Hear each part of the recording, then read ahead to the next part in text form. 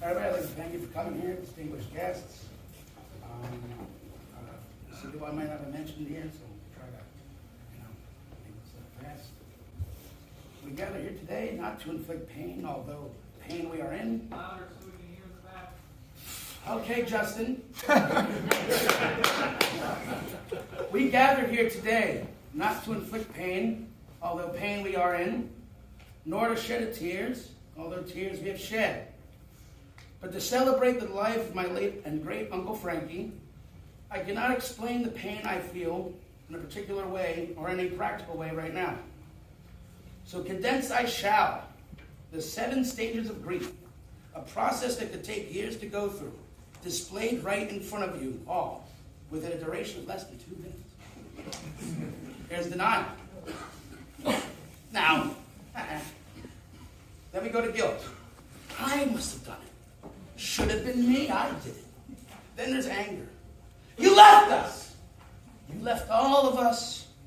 Then there's bargaining. Why couldn't it have been someone else? Then there's reflection. Well, maybe, there's something great. Then the upward turn. Everything's starting to feel normal. This is great. Acceptance. Well, that's done. I will now address the closest friends of my uncle that I was aware of, meaning that if I don't mention you, it isn't particularly because my uncle wasn't fond of you, but only because I personally wasn't entirely aware of your relationship. To start off this list is Pete. As far as I can remember, you were a very close friend of my father and my uncle. To reflect my appreciation towards you and all you've done, you were first on the list for honorable mentions because of the relationship with my uncle and father. A relationship which was supported by the fact that you were 3-way partners with the rick-rack with those two. Jordan is the second on the list. For Jordo, I always admired the fact that you and my uncle made the best album of all time. Of course, in my own personal opinion. My own personal opinion. You're the first memory of a friend my uncle had. He always talked great of you. From the time I was a young kid until the day he died, just remember that you are truly an appreciated friend, and I would always hold that to heart. Rocco, I know you two go back a very long time. I also mentioned you this early because of a personal connection you have to me, and when it comes to the admiration of your character and bully, all the way to having an extremely close relationship with my uncle. Not only on a human level, but on a spiritual level, I'll never forget the time that we came to visit you in California with your mother. I'll also never forget all of us hugging you outside the garage when we were filming Not For Nothing just to keep you warm on that cold day. Sasha, the display of affection you've shown towards my uncle that day, I saw you after his untimely death, was a display of absolute heart-wrenching pain. Despite the fact that I didn't know you quite as well as he knew you, your display of affection towards him was enough to mention. Even though my most vivid memory of you was playing the PlayStation 3 after you got Uncharted when that first came out, I remember my uncle loving playing that game at your house. Thank you for being there for him. Matt Barron, you've made this whole process so much easier for us. The amount of gratitude that I have for you is truly magnificent. The video you made for my father was amazing, and I can't wait to see what you have for birthday. That's right here. I thank you. You have always been there through us, through thick and thin, and you should always remind yourself of this because you are awesome. Matt Maiello, bonus Matt, you know it. You know it. You were the last video I helped my uncle post on TikTok. You know, Ron, when I asked you for permission to do something with the rec rack, you told me I didn't have to ask you permission because that place was my birthright. No one ever put it into perspective that way, the way you did that day, and I will never forget that. I will cherish that to the day I die.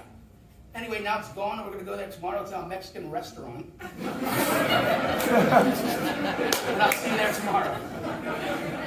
Jake Lavin, there's only one time I remember actually meeting you. However, it was an extremely memorable experience. Me and my uncle tripped mushrooms and went to go see Zero Theorem in the movie theater with you in New York City. Lots of fun. Jesus, or BJ, you told me a very important lesson on the Weezer Cruise. You told me to win the game, you have to be the highest one on the boat. We drank Christmas juice that night, which is just Jägermeister, but I believe you won.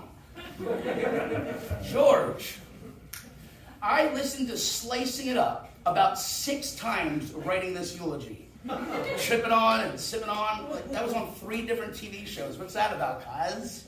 That's a ridiculousness, man. Willie Braveman, on a day that you were busy with work, you still managed to show up. I always know I can count on you through the bad and good. I know it's not true. I'd like to imagine that you were in the courtroom calling me as a client was getting a 20-year sentence. Rob Otis, thank you for reaching out. I don't know much about what happened between you two, but I know Frankie loved you very much, and I appreciate the condolence. Iron Mangelo. We both lost our fathers around the same time, and you were there for me, and I was there for you, and now we have to be there together for each other. Dommy Reds. You must fill the shoes of my late uncle and take the status of Uncle Red's end of discussion. Aunt Tess. My uncle had many girlfriends in his life, but you were the only one I considered an aunt. What you and my uncle had was truly special. I am happy you called me the other night to tell me how much he meant to you. All the stories you had, I remembered he loved you very much. I cherish forever you two going through the haunted house machine as well as all the other times we spent together. Vienna. Where are you? First and foremost, Sunday is the first day of the week. That's just it. Throw that toy away, please. Thank you. Second, I would like to apologize on the way you found out this tragic news. I'm still processing this as much as you are, and I know you wanted to spend your birthday with family, and it's almost as if Uncle Frankie wrote this. Such heart-crushing news on Thanksgiving night. Who would have thought? When I was first told the news, I went through the process of denial and acceptance at the same time. It was a feeling unbelievably crazy. To describe it would take years, so just take it for what it is, as well as the fact that he loved you very much. Brother Frankie, I was pretty sure I was never going to talk to you again. I'm so thankful that we sort of made up within Uncle's life. Maybe we could go to the Florida Keys, but we should bring some friends just in case. Mom, you were like a sister he never had. He was weird in his own way, but he loved you truly. Jess, although he didn't know him very long, I just remember that he had a special place in your heart for you, especially having good memories of stupid questions he would ask us in times of distress to distract us from the troubles of life. My dad, you are lucky you're not here right now. And last but certainly not least, Joe, Brown, and Connie. There are no words to describe the pain I feel towards my grandparents' situation. Interpret it in your own way. I would like to remind you that anyone that feels like they were excluded from this is not on behalf of my uncle, but what I was within the capacity of my mind in such an emotionally compromising time in my life. I truly apologize for anyone I accidentally excluded. You are truly appreciated. However, I would like to shout out 3 individuals that meant a lot to my uncle that he met through me. First honorable mention being Dylan. Dylan, Frankie always was our biggest fan, and he always supported our ideas and projects.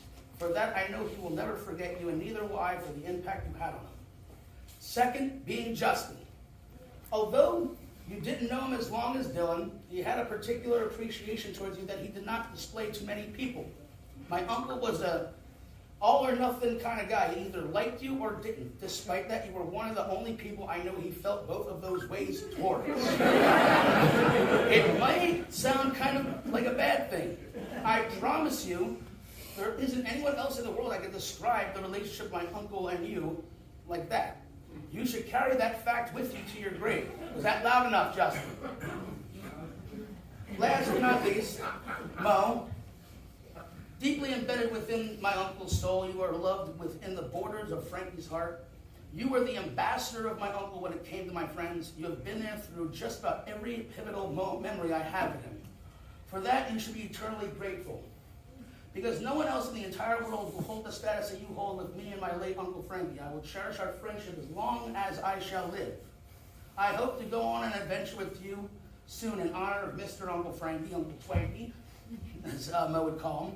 You are great, Mo, and never change. However, stay around as long as you can because life is short, and I would love for you to be around as long as possible. I love you. Now for an honorable mention.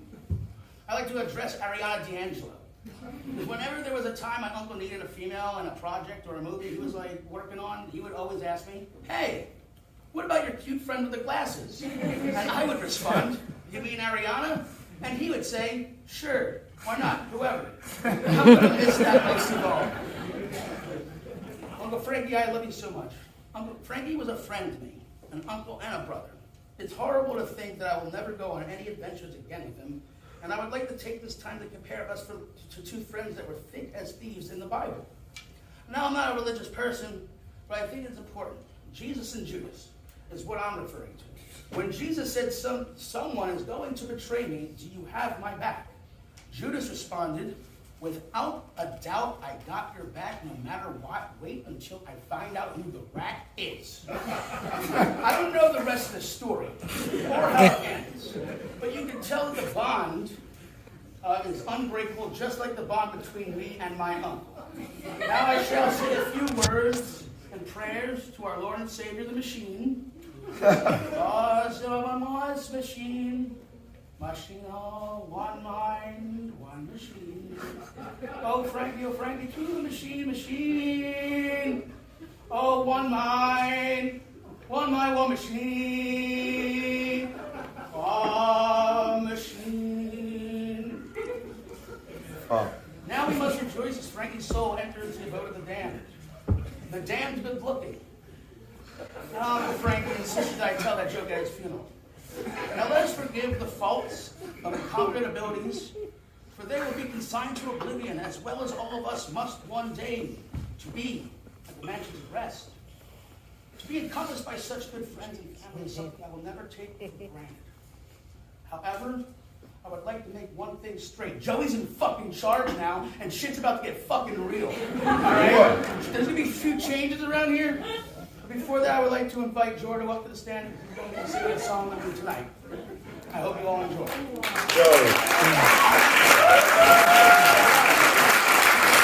Little that Frankie and I wrote when we were, 14 or 15 years old, and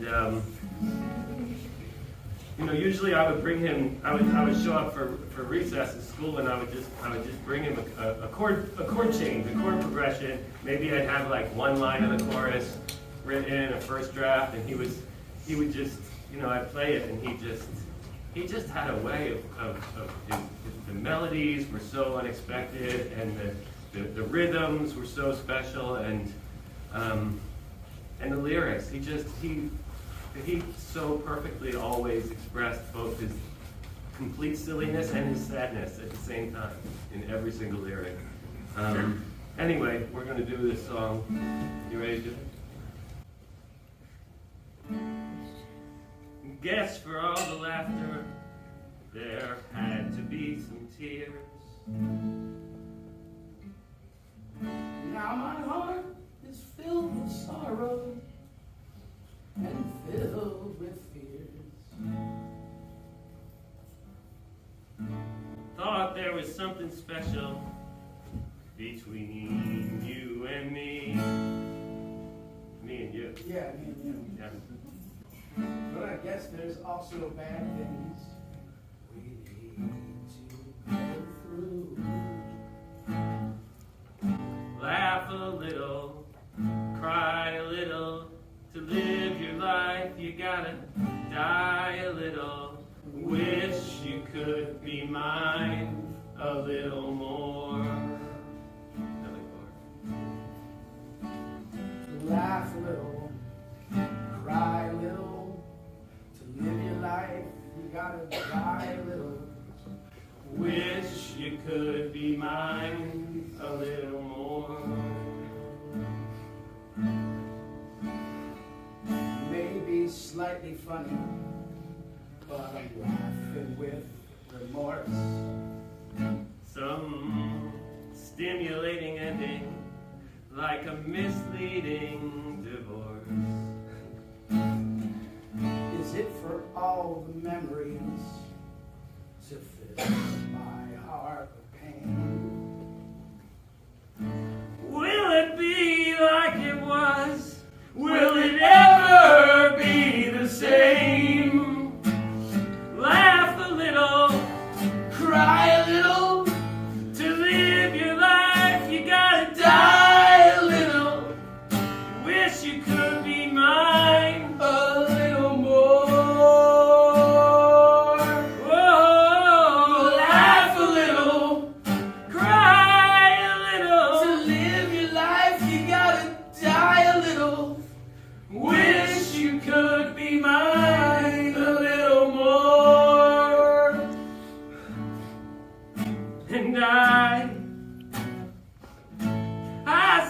love you.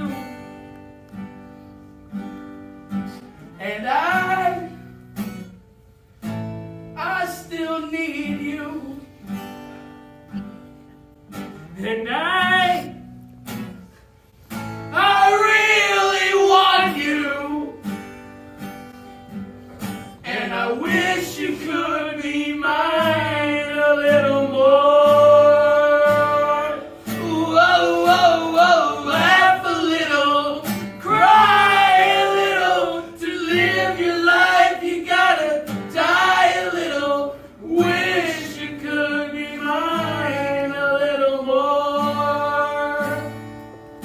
Whoa, laugh a little, cry a little. To live your life, you gotta die a little. Wish you could be mine a little more. Everybody, laugh a little, cry a little. To live your life, you gotta die a little. Wish you could be mine a little more. All right, now don't quiet. Laugh a little, cry a little. To live your life, you gotta die a little. Wish you could be mine a little more.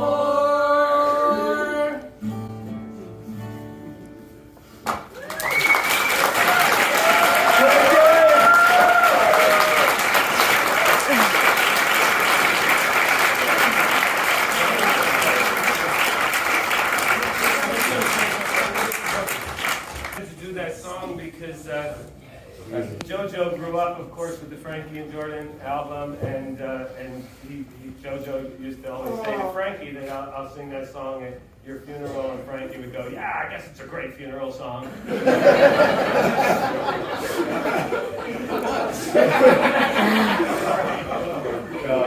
I don't think either. I mean, none of us really expected that it would really happen, and the fact that we're here and standing here is, I think, crazy that so many people. I was thinking about this last night, and I was like, what would Frankie want? What, how let me show up to tomorrow like Frankie? And I went through so many things. I was like, should I dress as the Grim Reaper? Should I bring stickers and put them all over the urn?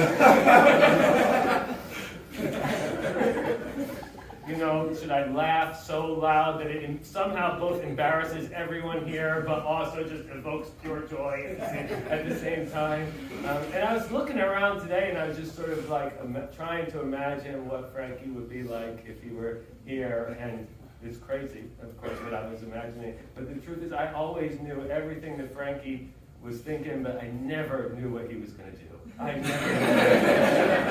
It was always a surprise, and even if I tried to be like him and show, I couldn't do it. Nobody could do it. There was nobody like him. He was so special and so different, and the world has lost something truly unique. And I love you, Frankie, more than anything in the whole world. And I miss you so much.